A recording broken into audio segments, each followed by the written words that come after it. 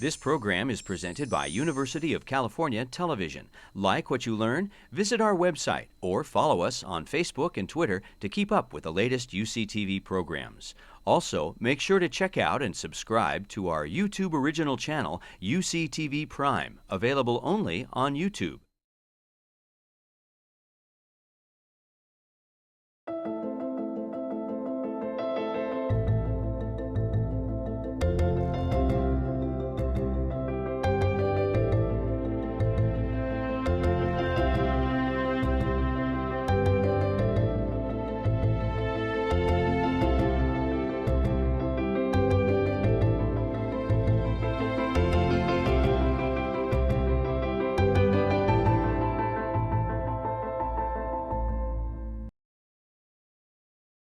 Good evening, I'm Tiffany Neely and this is CNS News.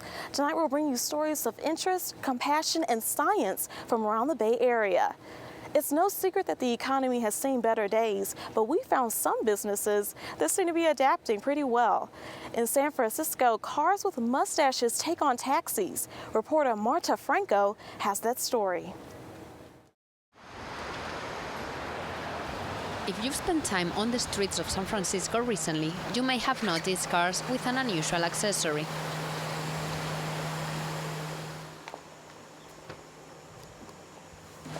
Hello. The pink mustaches designate cars that have joined Lyft, one of several startups in the city that offer an alternative to traditional taxis. You go on and immediately as you open up the app, it sort of triangulates where you are via GPS, and then you just call driver. It'll show you the car and how long it's going to take for that person to get there and pick you up. Dustin Endrick is with Sidecar, another rideshare company. I think just the whole experience in general, it's very personal. You have people who are, more willing to drive you and give you a better experience. Dustin drives on weekends for extra pocket cash, accepting donations as payment. A key facet of the program which circumvents the need for special permits and licensing. How's it going? What's up, man? How you doing? Good.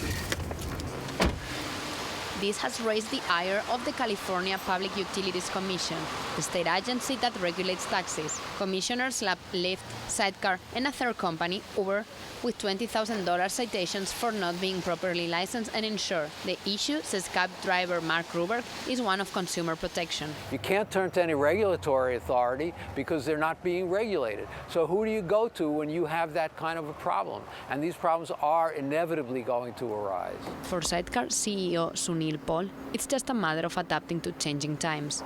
The company conducts background checks on all its drivers and tracks cars with GPS systems. There's real kind of accountability built into the whole system, the whole platform. The driver's insurance covers the driver and the passenger as long as they're operating in this rideshare mode. We think that safety and trust is fundamental to building any kind of real online community. Despite the controversy, everybody agrees on one thing. Technology is the future of transportation. We need to have one cell phone application that could get you to any taxi in San Francisco. This is a whole new medium, and this new medium needs new rules. For CNS News, this is Marta Franco. In Richmond, soup kitchen and shelter lines have grown long, and many of those in need are struggling to find opportunities to advance. Justin Pye has the story. Each year, the rainy season brings an influx of homeless and hungry to the Greater Richmond Interfaith Program, or GRIP. Thank you. It is one of only 2 charitable organizations in the city that offer comprehensive assistance to the needy. It's a really helpful thing, and it's something that has not only helped me to this point, but also I know that it will help other people as well. And the help needed in Contra Costa County continues to grow. The number of people in need has increased to nearly 6,500, according to the county's homeless demographics report, nearly 1,000 more than last year. One more. Getting people off the street means getting them jobs, a task that is not as simple as it sounds, according to Kia Kroom, GRIP Program Director. They're not work ready.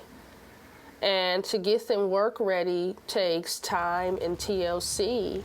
There's a limited proficiency, limited work history. Some people have never worked. You know, some people are accustomed to working the streets and have been kind of getting by. So to expect them to go and successfully get a job is really unreasonable.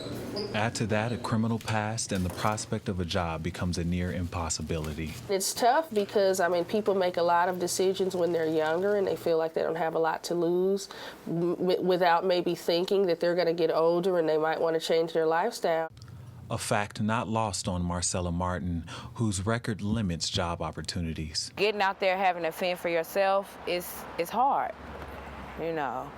You get doors slammed in your face sometimes, but I still try to push. Marcella has stayed out of trouble for over a year and asks just one thing of potential employers. Don't look at me on paper. Just give me one chance. Just look at me today and let me show you how I perform on the job. While GRIP cannot offer jobs to every client, it provides what it can: hot meals and shelter, as well as what the disadvantaged need more than anything. When you're going through a downtime in your life, what they do is they give you some hope. You have some hope that you can get back on track and you can get your life moving in the way that you want it to move. For CNS News, Justin Pye.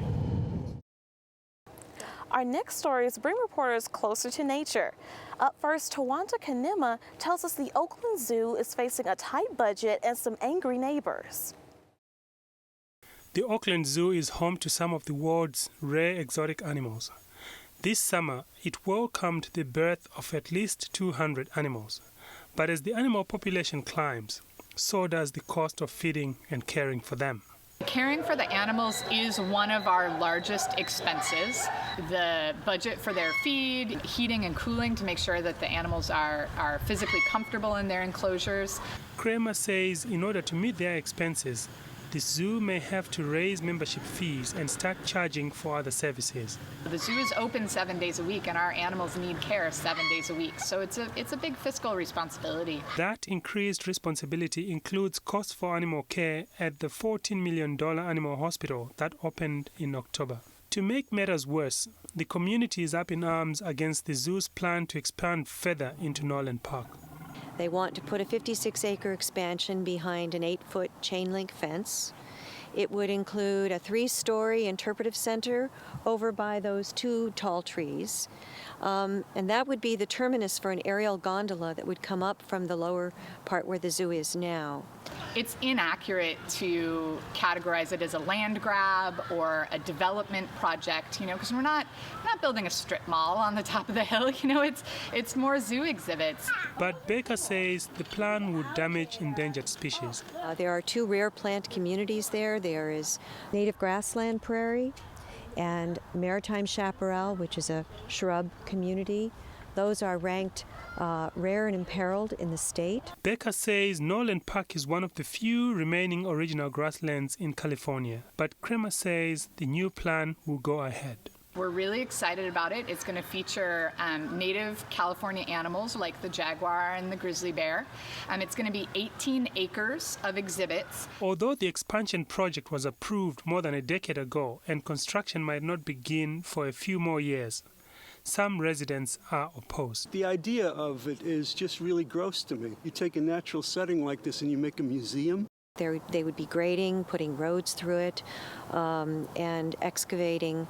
And once you put something behind a fence, you can't keep it natural anymore. For CNS News, this is Tawanda Kanema. Next, a primitive plant that could help cut the use of fossil fuels. Jessica Najunas reports. You may not see it, but at a gas station in Berkeley, a science experiment of sorts is afoot. I'm filling up with the 20% algae biodiesel. Diesel drivers can buy this biofuel blended with 20% algae-derived fuel. It goes for a bit more than gasoline, about $4.13 a gallon in Berkeley, and at another station in Oakland. And it's really nice to be driving biodiesel because you're doing something nice for the environment. The fuel is derived from algae cells, which produce oil that can be extracted and refined like corn or soybeans for ethanol fuel. Propel Fuels is distributing the algae biodiesel as a trial run. The company's dedicated to providing cleaner mobility options for consumers. At NASA Ames Research Center, scientist Jonathan Trent says algae biofuel is an important first step in changing the way we think about energy. And that's why we've been working on this Omega concept, offshore membrane enclosures for growing algae.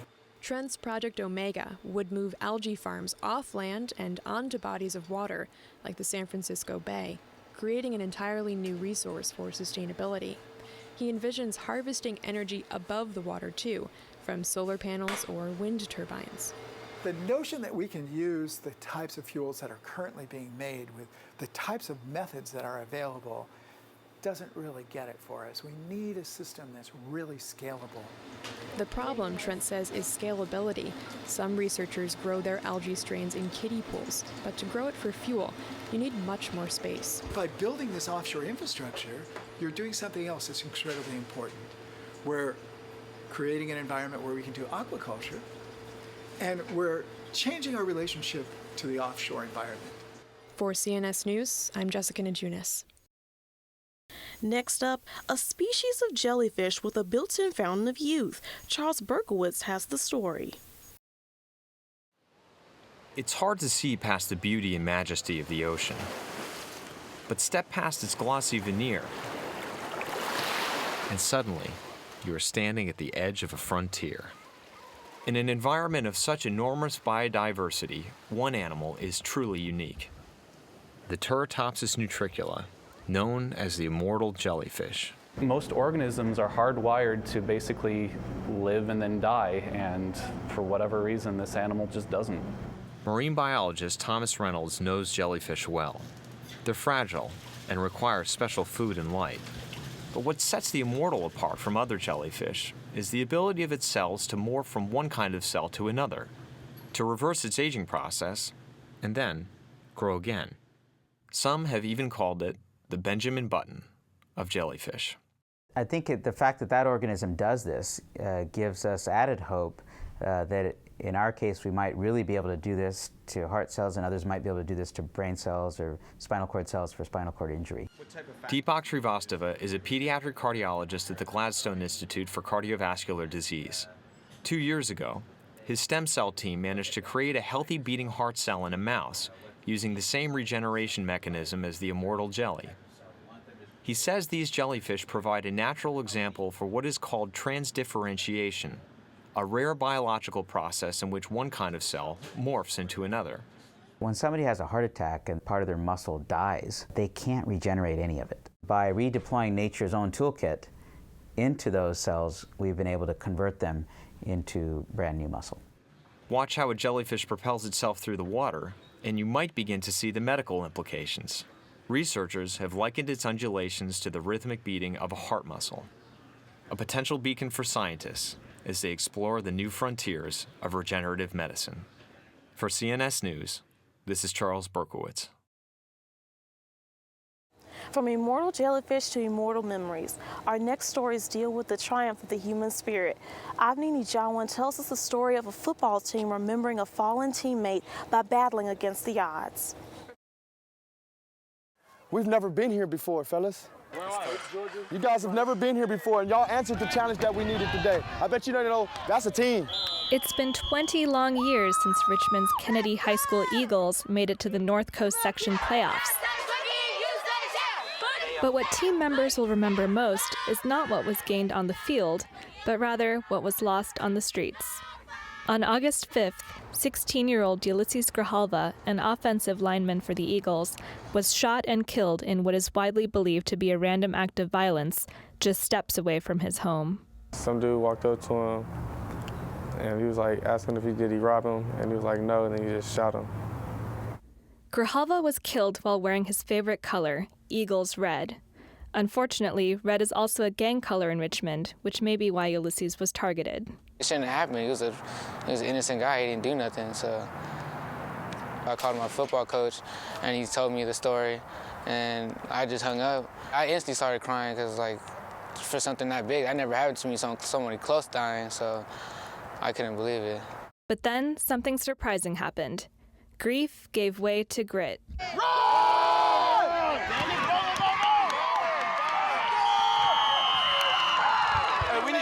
touchdowns for Ulysses, baby. Some more touchdowns for Ulysses. Come on. Let's get it. Coach Shay. Oh, this means everything to the, not just to me, to our whole team. We doing this for our player that died. If we came in with a low record, but still though, this for him. This is for him. The Eagles lost the game 16-8, but players' minds were not so much on the scoreboard. Y'all went down fighting, fellas. That was not easy for them. We just played a game in the playoffs, and it's been a long time, fellas. It was a surrogate brother that they lost, and everybody felt that loss. So it kind of rallied them together. Jacqueline Rodriguez is a lineman on the team, and Ulysses was one of her best friends. It was rocky at first, but we made it to the playoffs, and we got it together. It was just all for Ulysses. I just wish he was here to see us, to enjoy this with us. You would have made your brother proud. Y'all have made y'all brother proud. So let's get a break like we never had. Make sure you hear us up there, fellas. Make sure you hear us up there. Make sure they hear us up there. Ulysses on me! Ulysses on 3! 1, 2, 3! Ulysses! For CNS News, this is Avni Nechawan. An education program in Richmond called Making Waves is putting a new spin on Shakespeare's tale of forbidden love. Rachel Whitty reports. It may not look like the streets of Shakespeare's Verona, but the story of Romeo and Juliet is alive in Richmond, California. Here, the play's feuding families become the city's violent gangs. It's pretty much parallel with the same thing that's going on in Richmond, California, as far as North versus Central or South Richmond, and how a lot of these young people are somehow related or fall in love with somebody from the opposite side. But let's take it one more time from the top. The play's new protagonists are Tay as Romeo and Harmony as Juliet, teens who come from opposite sides of the tracks in one of the Bay Area's most dangerous cities.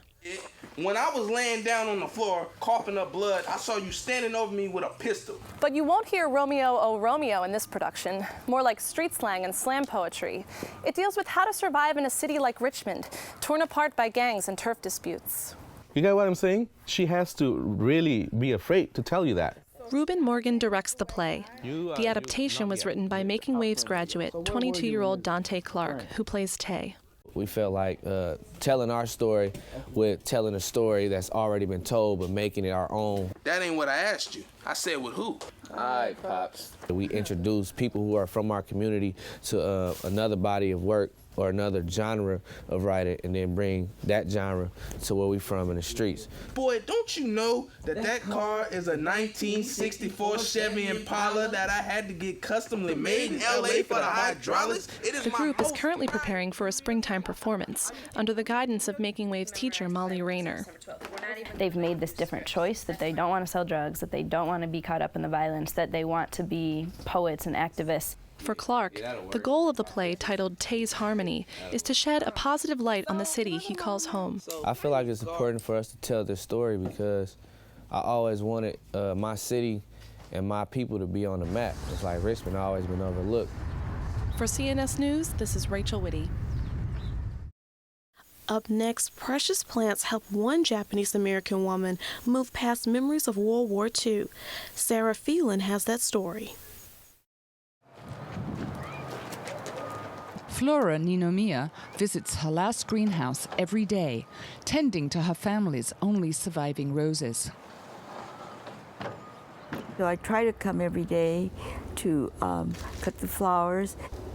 It's my hobby house. This is where I come to relax and get away from all the problems that everybody has. Unlike most Japanese, Flora's family returned to their nursery after the war. Flora says she is motivated by this past to attend weekly screenings of Blossoms and Thorns, a documentary about Japanese-American flower growers from Richmond. The great proportion of the people in the United States have never heard of what happened to Japanese Americans during World War II. We ended up in Grenada, which is in Colorado. It's the southeast corner of Colorado, and it's quite desolate.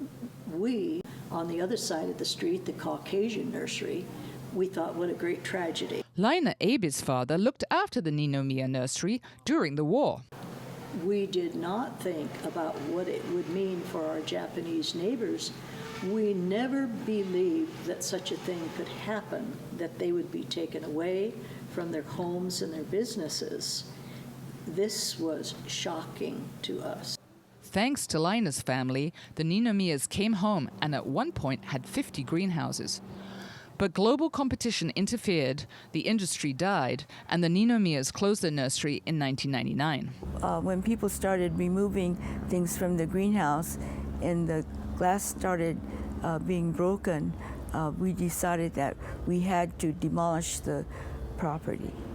This greenhouse is the only one Flora has left, a place to contemplate the past. And I could feel the presence of my parents, my brother, my sister. I just feel very lucky to have a place that I could come to. For CNS News, this is Sarah Phelan. Now we answer some questions. Up first, what's happening behind the walls of West Oakland's formerly abandoned warehouses? Lauren Kawana has that story. Ladies and gentlemen, thank you so much for coming down to Peralta Junction today on this beautiful Saturday. This fall, local artists transformed a vacant lot on Peralta Street into a whimsical pop-up circus they called Peralta Junction. One of our primary objectives was to try an experiment to see whether or not the arts could function as an anchor for creating a new zone that would bring some social and economic vitality to this little corner of West Oakland. A temporary 2-month event, Peralta Junction featured old-fashioned carnival games, vendor booths, and eclectic art designed to transport West Oakland residents to another world. As many as 100 different creative people and artists effectively came out of the woodwork to help. Many of the artists worked just across the street in an old warehouse. If you drive through West Oakland, you're not going to be aware of what's going on behind the warehouse walls. A lot of what's happening here is hidden. Karen Cusalito is a reclaimed steel artist who specializes in giant sculptures that require large industrial spaces to create. 3 years ago, she signed a lease for the American Steel building and now rents 6 acres of space to 164 tenants, many of whom are industrial artists.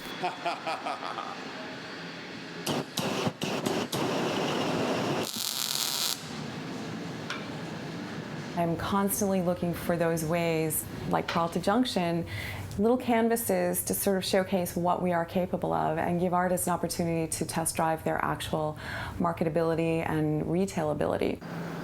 The city also wants to test the area's marketability. It's raised $800,000 to draft a long-term plan to revitalize West Oakland. Proposals for new development include the area of American Steel and Peralta Junction. But artists want a voice in that process. The administrators in the city of Oakland don't recognize the jewel that they have in many instances. And so we're working to try and gain some more visibility. They've already arrived, the creative folks, the innovators, the people are here, and I think a lot of us want to participate in the growth of Oakland because we happen to love it here. For CNS News, this is Lauren Kawana. And now, what's the fastest growing minority group and the fastest growing religion in the world? Rachel De Leon reports.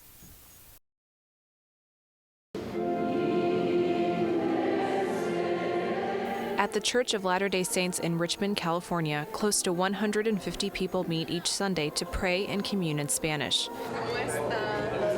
The church created a Spanish-speaking ward in 1991 and now has about 400 members. But Bishop Steve Botts says documentation problems make it hard to keep track of the numbers. We don't in the church ask about people's documentation status. That's none of our business actually, but it does come out a lot of times when they confide in us about the problems that they're having. A lot of those things are related to their status in the U.S. He says when members stop coming to church, it may mean they've been deported. Rolando Valle and his wife Blanca converted to Mormonism 20 years ago in Guatemala. He says he was drawn to the church's belief that family is with you eternally. El saber que mi familia iba a ser unida no solo en esta vida, que yo iba a tener mi familia, no solo aquí, sino después de esta vida también. When Jose Porras decided to join the church, he and his partner Rosina made a major adjustment. He says, "Are you guys serious?" And they say, "Yes, we are serious. If you're going to be baptized, you guys have to separate because you guys are living in sin." But instead, Jose and Rosina got married the day before his baptism. As an immigrant from Guatemala, Rosina was introduced to the church more than 30 years ago by two missionaries at her door. And they really guide you and help you with everything. I mean, anything. They would, they're there. They're very, almost with an angelical, I feel. Young missionaries and leaders of the church understand that Spanish-speaking converts remain connected to their home countries. They're fully integrated into our society, but they do want to retain a lot of the cultural ties that they have with their, families and others that are still in Guatemala or El Salvador or Nicaragua. Jose, who immigrated from Mexico in 1988, says he's proud to call himself an American and a Mormon. I live country and a proud American, and I am proud to be a Mormon, and that's it. I just let everything happen nicely, and I am so happy now. For CNS News, this is Rachel DeLeon. Finally, how are fans of Hostess Twinkies coping now that the manufacturer is closed for good? Ashley Griffin reports. Ever since the announcement that Hostess will no longer produce Twinkies, people have been clearing store shelves of the last remaining tasty treat. Hostess Twinkies, I grew up off these right here. I don't know what to say, man. I'm kind of depressed that they're going out of business because Hostess is... I'm about 4 of them. Ain't nothing to sell, just gotta keep eating. But as delicious as they are, for this store owner, no more Twinkies is a problem. We get customers that come just for this, for the Hostess. We have customers that comes in the morning for coffee, and they being used to Hostess. Right now, when they come, they don't even buy coffee no more because they don't see Hostess. Good things don't always last forever. Twinkies were a symbol of American culture 50 years before this television ad was made. The real villain in this story are the people who've been making Hostess Twinkies for over 80 years, hooking people on the iconic snack. Earlier in November, Hostess Factory closed all of its doors, including this one in Oakland. Call the factory and here's what you'll get.